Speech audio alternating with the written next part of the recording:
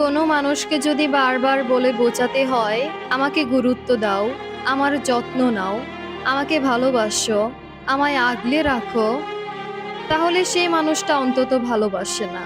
মানলাম, সে ফোন দেয়, মেসেজ দেয়, এটা হয়তো দায়িত্ব থেকে দেয়।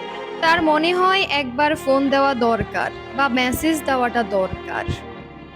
এই যে আমি আপনাকে বারবার বলি আমার যত্ন নিতে, আমার যত্ন নেওয়া কম হচ্ছে, আমায় ভালোবাসুন, আমার ভালোবাসা কম হচ্ছে, তাহলে আর আপনি আমাকে কই ভালোবাসলেন? আগের রাগ দেখাতেন, অধিকার দেখাতেন, আস্তে আস্তে সব ভুলে যাচ্ছেন, আমায় যত্ন নেওয়া ভুলে গেলেন। ভালোবাসেন কিনা আমি অন্তত বলতে পারছি না। আপনার থেকে এখন সবকিছুই আমার চেয়ে চেয়ে নিতে হয়। আমি জানি সম্পর্কটা আর আগের মতো নেই, তবুও সম্পর্কটা হয়তো কোনো কারণে টিকে আছে। এভাবে বলতে থাকলে বিশ্বাস করেন একদিন আমি এই সম্পর্কটা থেকে বেরিয়ে যাব। আপনাকে মেসেজ দিলে তো তার রিপ্লাই দিবেন তো দূরেরই, সিন পর্যন্ত করেন না, অথচ ঘন্টার পর ঘন্টা ফেসবুকে থাকেন। আর কিছু বললেই বলেন ব্যস্ত ছিলাম, আমার ভালো লাগে না। অজুহাতের তখন শেষ নেই। আজকাল ফোন দিয়ে আর কোনো কথাই নেই, অন্য ফোন নিয়ে ভিডিও দেখায় ব্যস্ত হয়ে পড়েন, অথচ অপর পাশে কেউ একজন যে আছে তার কথা আপনার মনেই থাকে না।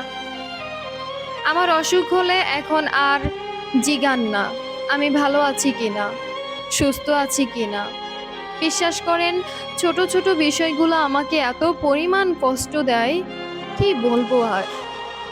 আমি তো বলেই দিয়েছি, আপনার যদি মনে হয় আমাকে আর ভালো লাগতেছে না, আপনি আমাকে বলেন, কিন্তু এমন ব্যবহার আমি নিতে পারছি না। আমার বড্ড কষ্ট হয়। না আপনি ছাড়বেন, আবার না আপনি ধরবেন। এমন সম্পর্কগুলোতে যারা আছে তারা বুঝবে একই রকম রিলেশনশিপে থাকাটা কতটা যন্ত্রণা। এসব সম্পর্কগুলো অনেক বেশি কষ্টের হয়। না পারতেছি তাকে ধরতে, না পারতেছি তাকে রাখতে, না পারতেছি তাকে ছাড়তে। না সে আমাকে ছাড়তেছে, না সে আমাকে রাখতেছে। সম্পর্কটা একটা দোটানার মধ্যে থাকে। সেরকম সম্পর্কের মধ্যে যারা যারা আছে তারা আসলেই বুঝবে এই সম্পর্কটার মধ্যে থাকতে কতটা যন্ত্রণা হয়, কতটা কষ্ট হয়। তো এরকম কোনো মানুষ যদি এই ভিডিওটা দেখে থাকেন অবশ্যই কমেন্ট করে যাবেন, আমি রিপ্লাই করব, কথা দিলাম।